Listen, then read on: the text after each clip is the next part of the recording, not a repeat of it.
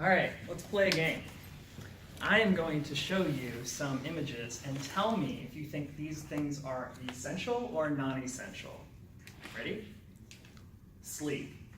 Essential. Okay. Eating. Essential. Facebook. Essential. All right. Exercise. Essential. Netflix. Not essential. Earning a living. Essential. Coffee. Non-essential. Is it though? If you had enough sleep. Yeah.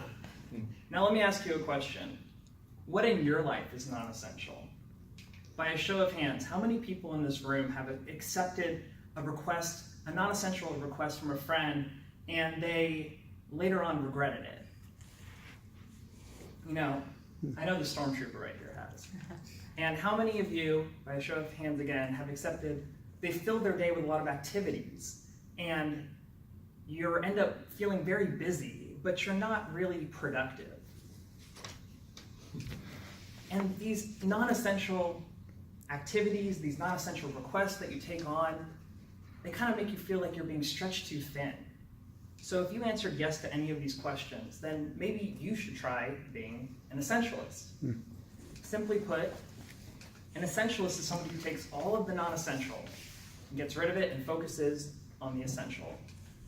It's not about doing everything at once, it's about doing the right things.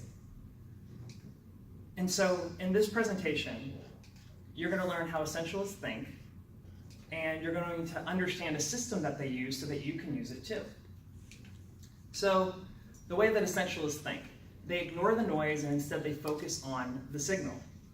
And what this means is all these non-essential requests you take from friends and these activities you fill your day with, most of it's considered noise.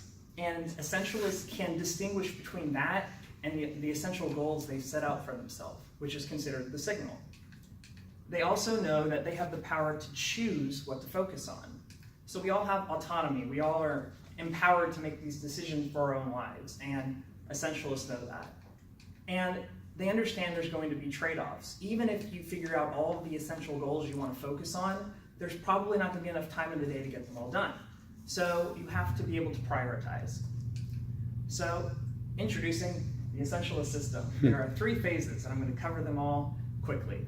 The first is explore and evaluate. So an essentialist focuses on 1 or 2 big goals, and when they pick them out, they go 110% all the way. And because of this, you want to make sure they're the right goals. So you want to explore and evaluate a broad array of options. Abraham Lincoln was famous for saying, "Give me 6 hours to chop down a tree, and I'll spend the first 4 sharpening the axe." It's words of wisdom. So how can you do this? Well, surprisingly, make time to explore life. It might seem like a waste of time, but it's in these moments of clarity that things like rise to the surface in your mind of what's important to you. Even playing can lead to the same kind of result. Also, make sure you're getting enough quality sleep. A lot of people try to cut out sleep and say, I'm just gonna use that extra time for something else. Big mistake. Sleep can make your brain function at its highest ability, which can help you figure out what's essential and what's not essential. Follow your passion. Even if you identify things that you think are essential goals to you, if you're not passionate about them, how successful are you going to be at accomplishing them? So you wanna, if you drew a Venn diagram, you wanna hit the middle. And decide on your desired outcome. Because you can't figure out, what the result is going to look like unless you first identify what it should be. You need to identify what the change looks like. So that's the first step, the first phase. And then the second phase is to eliminate the non-essential. And you can do this by making a list of deal breakers. You need to just make a list of everything that you feel like you would just absolutely not do, and keep this ongoing, and you can refer back to it anytime someone makes a request of you.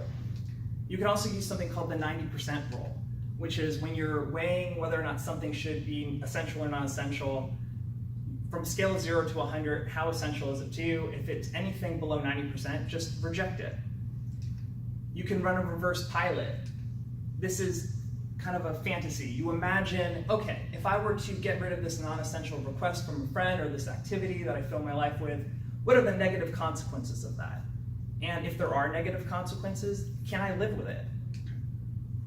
And finally, like when somebody makes a request of you, first pause and think before saying yes. I think all too often we're really quick to say yes, and then later on we're like, oh, why did I agree to that? So it's important to pause and reflect on whether or not, given your deal breakers and your limited time, should you take this on. For non-confrontationalists out there, a good technique is to just say, I'll check my calendar and get back to you. It gives you that space. And at the end of the day, other people's problems, they're not your problems. And sometimes by taking them on, you're robbing them of the experience to learn how to solve them themselves. And the third phase, execute on the essential. So you figured out your essential goals that you want to focus on. Now you need to prioritize them because you can't do them all at once effectively. So which ones are important right now? Figure that out. And then, what are the obstacles in the way that are going to prevent you from getting them accomplished? Do you not have enough information? You need to start researching. Do you not feel like you have enough energy to go after them? To try starting them first thing in the morning when your brain is at its best ability to accomplish those goals. Or maybe you're a perfectionist like me. Well, done is better than perfect. And that means, who cares if you want it to be perfect if it never gets done? It's better to get a version out there, get some feedback from your peers, and then make a 2.0. If your essential goal is a daily task, turn it into a routine.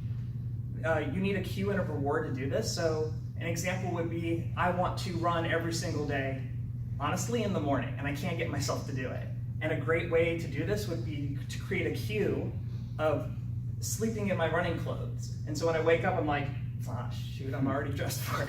And so I know I need to go run. And my reward can be, I look at my tracking app and it shows me how far I went or how many calories I burned. And that visual progress can really help you to feel motivated, and that helps reinforce the routine.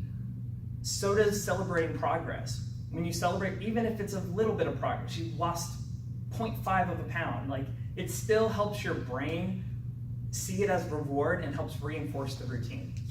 So in summary, you now know how essentialists think, and you understand the system they use, so you can use it too. And I hope that I've inspired someone in this room to take what I've said and incorporate it into their life so that they can also focus on the essential tasks that matter. I'll leave you with a quote. The ability to choose cannot be taken away or even given away. It can only be forgotten. Thank you. Yay.